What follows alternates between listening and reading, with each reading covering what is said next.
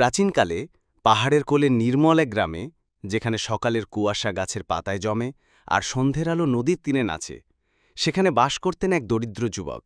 নাম তার আব্দুল্লাহ।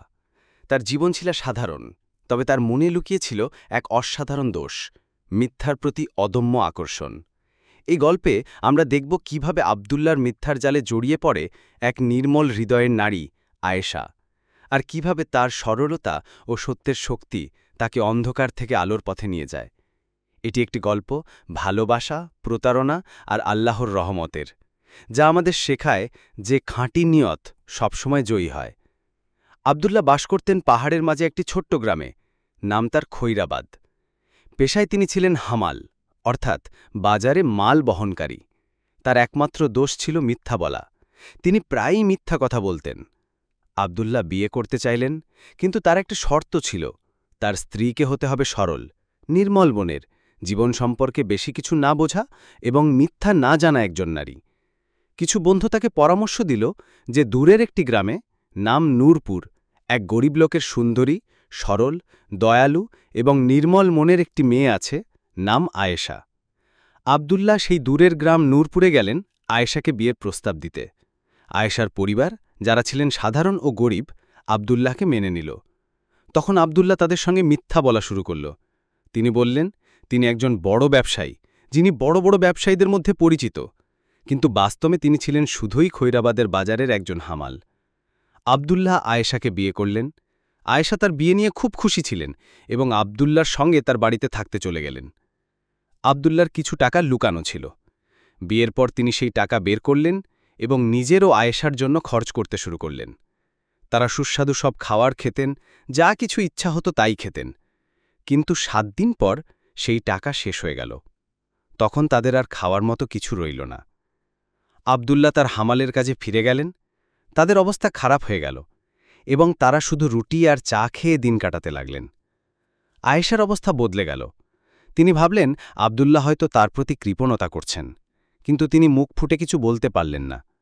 দরিদ্র আয়েশা প্রতিবেশীর বাড়ি থেকে আসা খাবারের গন্ধ শুঁকতেন। একদিন আয়েশা সাহস সঞ্চয় করে সিদ্ধান্ত নিলেন যে তিনি আব্দুল্লাহর কাছে তার মনের ইচ্ছার কথা বলবেন। সন্ধ্যায় আব্দুল্লাহ যখন বাজার থেকে ফিরলেন, আয়েশা সাহস করে বললেন, শুভ সন্ধ্যা আব্দুল্লাহ।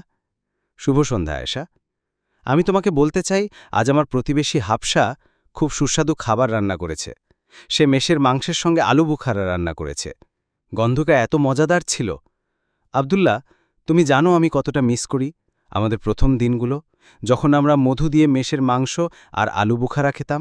আব্দুল্লাহ বললেন, ঠিক আছে আমার প্রিয় স্ত্রী, কাল যখন বাজার থেকে ফিরব আমি তোমার জন্য মেষের মাংস নিয়ে আসব। আর যেহেতু আমি তোমাকে অনেক ভালোবাসি, আমি কিছু শুকনো ফলও নিয়ে আসব। আয়েশা তার স্বামীর কথায় খুব খুশি হলেন। তিনি মনে মনে বললেন, আমার স্বামী আব্দুল্লাহ আমাকে অনেক ভালোবাসে। সে আমার জন্য যা চেয়েছি তাই নিয়ে আসবে। আমি বোকামি করেছি যে এতদিন তার কাছে কিছু চাইনি। সে একজন উদার পুরুষ, কৃপণ নয় যেমনটা আমি ভেবেছিলাম। পরদিন সকালে আব্দুল্লাহ তার কাজে তাড়াতাড়ি বেরিয়ে গেলেন। আয়েশা খুশু মনে উঠে বাড়ি পরিষ্কার করতে লাগলেন। সারা দিন তিনি স্বামীর ফেরার অপেক্ষায় ছিলেন, কিন্তু আব্দুল্লাহ যখন কাজ থেকে ফিরলেন তিনি কিছুই আনলেন না। আয়েশা বললেন, আমার মনে হয় তুমি আমাকে যা প্রতিশ্রুতি দিয়েছিলে তা ভুলে গেছো আমার প্রিয় স্বামী। আব্দুল্লাহ বললেন, না আমার প্রিয় স্ত্রী, দুঃখ কষ্ট তোমাকে ভুলে যাক, আমি কিন্তু তোমাকে মোটেও ভুলিনি। আমি নিজের মনে ভাবলাম আমার স্ত্রী মাংসের চেয়ে বেশি কিছু পাওয়ার যোগ্য। আমার প্রিয় স্ত্রী সোনার গয়না পাওয়ার যোগ্য। তাই আমি ভাবলাম মাংসের জন্য টাকা না খরচ করে আরও কিছু টাকা জমিয়ে তোমার জন্য সোনার গয়না কিনব, যা তোমার উজ্জ্বল মুখকে আরও সুন্দর করবে। আয়েশা একটু চুপ করে থেকে জবাব দিলেন, তুমি ঠিক বলেছ আমার প্রিয় স্বামী, সোনা মাংসের চেয়ে অনেক ভালো। আয়েশা তার স্বামীর কথায় খুশি হলেন এবং সারা রাত সোনার গয়নার স্বপ্ন দেখলেন, যা তার স্বামী তাকে কিনে দেবেন বলে প্রতিশ্রুতি দিয়েছেন। আব্দুল্লাহ সকালে উঠে তার কাজে চলে গেলেন। আয়েশা খুশি মনে উঠে প্রতিবেশীদের কাছে গিয়ে বললেন যে তার স্বামী আব্দুল্লাহ তার জন্য অনেক ভাবেন এবং তাকে অনেক ভালোবাসেন, তাই তিনি তার জন্য সোনার গয়না কিনবেন। আয়েশা প্রতিবেশীদের কাছে খুব প্রিয় ছিলেন। তারা তাকে বললেন, অভিনন্দন আয়েশা, আব্দুল্লাহ তোমার জন্য যে সোনার গয়না কিনবে তার জন্য অভিনন্দন আয়েশা, অভিনন্দন আয়েশা। আমিও যখন আমার স্বামী সন্ধ্যায় কাজ থেকে ফিরবে তাকে বলবো যে আব্দুল্লাহ তোমার জন্য সোনার গয়না কিনছে, তাই তাকেও আমার জন্য তেমন গয়না কিনতে হবে। আয়েশা খুব খুশি হলেন যে তার প্রতিবেশীরা তার জন্য সোনার গয়নার জন্য অভিনন্দন জানালেন, যা তিনি এখনও দেখেননি। তিনি উৎসাহ ও জীবনী শক্তি নিয়ে বাড়ি ফিরলেন। সন্ধ্যায় আব্দুল্লাহ ফেরার সময় হলে আয়েশা দরজায় দাঁড়িয়ে আব্দুল্লাহর জন্য অপেক্ষা করতে লাগলেন। আব্দুল্লাহ বাজার থেকে ফিরে বাড়িতে ঢুকলেন। আয়েশা তাকে দেখে বললেন, আমার প্রিয় স্বামী, আমাকে দেখাও তুমি আমার জন্য কিনে আনা সোনার গয়নাগুলো। আব্দুল্লাহ বললেন, আমি জানি না তোমাকে কি বলবো আয়েশা, কিন্তু সত্যি কথা হলো যখন আমি সোনার দোকানে গিয়েছিলাম তোমার জন্য গয়না কিনতে, তখন আমি নিজের মনে বললাম, আয়েশা সোনার গয়নার চেয়েও বেশি কিছু পাওয়ার যোগ্য। আমার প্রিয় স্ত্রী মার্বেল আর টাইলস দিয়ে সাজানো একটি প্রাসাদে থাকার যোগ্য। তাই আমি গয়নার জন্য টাকা জমিয়ে রাখলাম, যাতে আরও টাকা যোগ করে তোমার জন্য একটি প্রাসাদ কিনতে পারি। আয়েশা একটু চুপ করে থেকে জবাব দিলেন, তুমি ঠিক বলেছ আমার প্রিয় স্বামী, প্রাসাদ সোনা আর মাংসের চেয়ে অনেক ভালো। আমি কাল সকাল থেকে আমার জামাকাপড় আর বাড়ির জিনিসপত্র গোছাবো। তুমি আমাকে দরজায় অপেক্ষা করতে দেখবে। আব্দুল্লাহ মনে মনে বললেন, এটা সরলতার চেয়েও বেশি, এটা তো নিছক মূর্খতা। আমি যে একদিনের খাবারের টাকাও জোগাড় করতে পারি না, তাহলে তার জন্য প্রাসাদ কিভাবে কিনব? খৈরাবাদের সবচেয়ে বড় ব্যবসায়ীরও তো প্রাসাদ নেই। হে আল্লাহ, কেন এই নারী বুঝতে পারে না যে আমার কাছে মাংস কেনার টাকা নেই, তাহলে প্রাসাদ কেনার টাকা কোথায় পাব? আয়েশার সরলতা তাকে আব্দুল্লাহর কথায় আবারও খুশি করে দিল। আব্দুল্লাহ রাতে আরেকটি মিথ্যা কথা ভাবতে লাগলেন, যাতে এই সমস্যা থেকে বেরিয়ে আসতে পারেন, আর আয়েশা স্বপ্ন দেখতে লাগলেন তার নতুন প্রাসাদের। সকালে আব্দুল্লাহ তার কাজে চলে গেলেন। আয়েশা খুশি মনে উঠে তার আর স্বামীর জামাকাপড় গোছাতে লাগলেন। বাড়ির সব আসবাব দরজার কাছে জড়ো করলেন, যাতে সন্ধ্যায় আব্দুল্লাহ ফিরলে তার নতুন প্রাসাদে চলে যেতে পারেন। আয়েশা প্রতিবেশীদের কাছে গিয়ে বললেন, বিদায় আমার প্রতিবেশীরা, আব্দুল্লাহ আমার জন্য একটি প্রাসাদ কিনবে, যেখানে আমরা থাকব, সোনার গয়নার বদলে। প্রতিবেশীরা বললেন, তুমি কি আমাদের সঙ্গে মজা করছো আয়েশা, সোনার গয়না থেকে প্রাসাদ? আয়েশা বললেন, না, আমি মজা করছি না। আব্দুল্লাহ আমাকে প্রতিশ্রুতি দিয়েছে যে সে সোনার গয়নার বদলে আমার জন্য প্রাসাদ কিনবে। আমি আমার জামাকাপড় আর বাড়ির সব জিনিসপত্র গুছিয়ে দরজায় অপেক্ষা করছি। যখন সে ফিরবে আমরা আমাদের নতুন প্রাসাদে চলে যাব। প্রতিবেশীরা বললেন, আয়েশা, তুমি কি জানো না এটা অসম্ভব? আব্দুল্লাহ তোমার জন্য প্রাসাদ কিনতে পারবে না। আয়েশা বললেন, না প্রতিবেশী, আব্দুল্লাহ আমাকে ভালোবাসে এবং সে আমার সঙ্গে মিথ্যা কথা বলবে না। প্রতিবেশীরা বললেন, আল্লাহ মহান, আয়েশা তুমি যদি একটু চিন্তা করতে তাহলে তার কথা বিশ্বাস করতে না। আয়েশা বললেন, বিদায় প্রতিবেশীরা, আব্দুল্লাহর ফেরার সময় হয়ে এসছে। আমরা চলে গেলে আমি ফিরে এসে তোমাদের আমার নতুন প্রাসাদ দেখাতে নিয়ে যাব। বিদায়। আয়েশা বাড়ি ফিরে তার স্বামীর জন্য অপেক্ষা করতে লাগলেন। প্রতিবেশীরা তার সরলতায় বিস্মিত হলেন। তারা বললেন, দরিদ্র আয়েশা মিথ্যাবাড়ি আব্দুল্লাহর কথা বিশ্বাস করে। আমরা জানি না এবার সে তাকে কি প্রতিশ্রুতি দেবে। প্রাসাদ কেনার চেয়েও বড় কোনো মিথ্যা কি সে বলতে পারবে? আব্দুল্লাহর বাজার থেকে ফেরার সময় হল। দূর থেকে তিনি দেখলেন তার বাড়ির আসবাব দরজার সামনে রাখা, আর আয়েশা হাতে বোঁচকা নিয়ে দরজায় বসে আছেন। ভয়ে তার মন কেঁপে উঠল। তিনি পিছনে ফিরে একটি গাছের নিচে বসে তার সমস্যার কথা ভাবতে লাগলেন। তিনি মনে মনে বললেন, কি মূর্খ মেয়ে! কেন এই নারী বুঝতে পারে না যে আমি তার জন্য প্রাসাদ কিনতে পারি না? এটা মূর্খতার চেয়েও বেশি। আব্দুল্লাহ যখন তার সমস্যার সমাধান ভাবছিলেন, তার এক বন্ধু নাম ইউসুফ এসে তাকে জিজ্ঞাসা করলেন, কি হয়েছে আব্দুল্লাহ? কেন তুমি এত চিন্তিত? আব্দুল্লাহ বললেন, আমার দুঃখ অনেক বড়, আমার সমস্যা গুরুতর এবং এর কোনো সমাধান নেই। ইউসুফ বললেন, আমাকে বলো কি হয়েছে, হয়তো আমি তোমাকে সাহায্য করতে পারি। আব্দুল্লাহ তাকে পুরো গল্প প্রথম থেকে শেষ পর্যন্ত বললেন। ইউসুফ তাকে জিজ্ঞাসা করলেন, তোমার স্ত্রী কি জানে না যে তুমি বাজারে হামালের কাজ করো, তবুও সে তোমার কাছে প্রাসাদ কেনার আশা করে? আব্দুল্লাহ বললেন, তুমি তো জানো আমি গরিব, বাজারে হামালের কাজ করি। আমি তাকে নূরপুর থেকে বিয়ে করেছি। আমি তার পরিবারের কাছে মিথ্যা বলেছি যে আমি একজন বড় ব্যবসায়ী। ইউসুফ বললেন, ভয় পেও না বন্ধু, আমার কাছে তোমার সমস্যার সমাধান আছে, যা তোমার মূর্খ স্ত্রীর সঙ্গে তোমার সমস্যার সমাধান করবে। আব্দুল্লাহ বললেন, বলো কি সমাধান, আমাকে সাহায্য করো। ইউসুফ বললেন, শহরের এক প্রান্তে একটি বড় এবং সুন্দর প্রাসাদ আছে, যেখানে কেউ থাকে না। আব্দুল্লাহ বললেন, তুমি কি আমার সঙ্গে মজা করছো? তুমি তো জানো আমার কাছে টাকা নেই, আমি প্রাসাদ কিভাবে কিনব? ইউসুফ বললেন, ধৈর্য ছাড়ো আব্দুল্লাহ, আমাকে আমার কথা শেষ করতে দাও। আব্দুল্লাহ বললেন, হ্যাঁ, আমি শুনছি, বলো। ইউসুফ বললেন, এটি একটি পরিত্যক্ত প্রাসাদ, এটি বিক্রির জন্যেও নয়, কেনার জন্যেও নয়। কেউ এটিতে থাকতে পারে না, কারণ সেখানে একটি জিন থাকে। যে কেউ তার সঙ্গে এক রাত কাটায়, সে হয় পাগল হয়ে যায়, নয়তো ভয় মারা যায়। তুমি যদি তোমার স্ত্রীকে সেখানে রাখো, তাহলে সে মারা গেলে আল্লাহ তার প্রতি রহম করুক, আর যদি পাগল হয় তাকে তার পরিবারের কাছে ফেরত পাঠিয়ে দিও। আব্দুল্লাহ তার বন্ধুর এই কৌশল শুনে খুশি হলেন এবং তাকে ধন্যবাদ দিলেন। তিনি বাড়ির দিকে রওনা হলেন।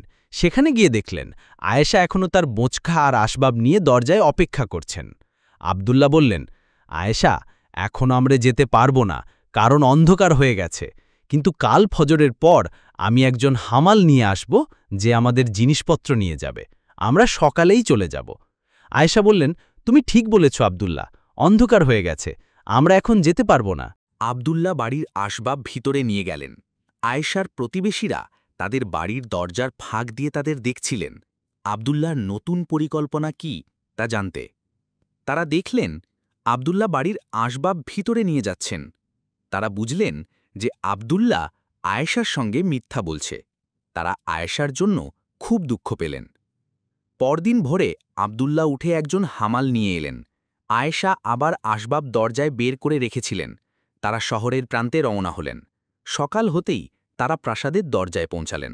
আয়েশা খুব খুশি হয়ে বললেন, হে আল্লাহ, এই সুন্দর প্রাসাদ কি আমার আব্দুল্লাহ? আব্দুল্লাহ বললেন, হ্যাঁ আমার প্রিয় স্ত্রী, এই প্রাসাদ শুধু তোমার। এখন তুমি বুঝতে পারবে আমার কাছে তোমার কত মূল্য। আয়েশা প্রাসাদে ঢুকলেন এর সৌন্দর্যে মুগ্ধ হয়ে, কিন্তু আব্দুল্লাহ প্রাসাদে ঢুকলেন না। তিনি দরজার বাইরে দাঁড়িয়ে রইলেন। আয়েশা বললেন, আব্দুল্লাহ, ভিতরে এসো, প্রাসাদের সৌন্দর্য দেখো, এটা খুবই চমৎকার। ধন্যবাদ আমার প্রিয়, এটা অনেক বড়, আমাকে এটা পরিষ্কার করতে কারো সাহায্য লাগবে। আব্দুল্লাহ বললেন, আমি ভিতরে আসতে পারবো না, কারণ আমাকে বাজারে কাজে যেতে হবে। আমি একজন মহিলাকে টাকা দেব, যে এসে তোমাকে পরিষ্কার করতে সাহায্য করবে। আমি সন্ধ্যায় কাজ থেকে ফিরব যথারীতি। কপট আব্দুল্লাহ তার স্ত্রীর সঙ্গে প্রাসাদে ঢুকলেন না। তিনি তাকে রেখে বাজারে চলে গেলেন। আয়েশা হাতা গুটিয়ে প্রাসাদ পরিষ্কার করতে শুরু করলেন। পরিষ্কার করতে করতে হঠাৎ তিনি একটি জোরে চিৎকার শুনলেন। তিনি তাড়াতাড়ি পিছনে ফিরে দেখলেন একটি অদ্ভুত প্রাণী। তিনি বললেন, তোমাকে যিনি সৃষ্টি করেছেন তিনি মহান, কিন্তু তুমি যদি একটু ভদ্র হতে তাহলে চিৎকার করতে না। এসো, আমাকে সাহায্য করো। এই প্রাণীটি ছিল সেই জিন যেই প্রাসাদে থাকত। সে বিস্মিত হয়ে বলল, এ কি ধরনের মানুষের মেয়ে যে আমার চেহারা বা চিৎকারে ভয় পায়নি? তারপর সে আরও জোরে চিৎকার করল, প্রথম চিৎকারের চেয়েও জোরে। আয়েশা তাকে বললেন, কাজ করো, আমার স্বামী তোমাকে যে টাকা দিয়েছে তা হালাল করো। আমরা সন্ধ্যের আগে কাজ শেষ করব, যাতে আমার স্বামী ফিরে এসে প্রাসাদ পরিষ্কার দেখে আরাম পায়। জিন বিভ্রান্ত হয়ে গেল।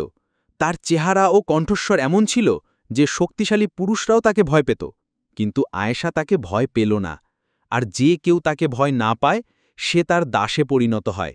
তাই জিন আয়েশার দাসে পরিণত হল এবং তার সব আদেশ পালন করতে লাগল। সে আয়েশার সঙ্গে পরিষ্কার করতে শুরু করল, কিন্তু এই কাজ তার অভ্যেসে ছিল না। তাই সে আয়েশাকে বলল, তোমার কি মনে হয় মানুষের মেয়ে, আমি তোমাকে 1 জার সোনা দেব যদি তুমি আমাকে এই কঠিন কাজ থেকে মুক্তি দাও।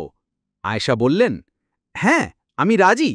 তুমি যদি আমাকে 1 জার সোনা দাও, আমি বাজার থেকে 10 জন মহিলাকে নিয়ে আসব, যারা আমাকে প্রাসাদ পরিষ্কার করতে সাহায্য করবে।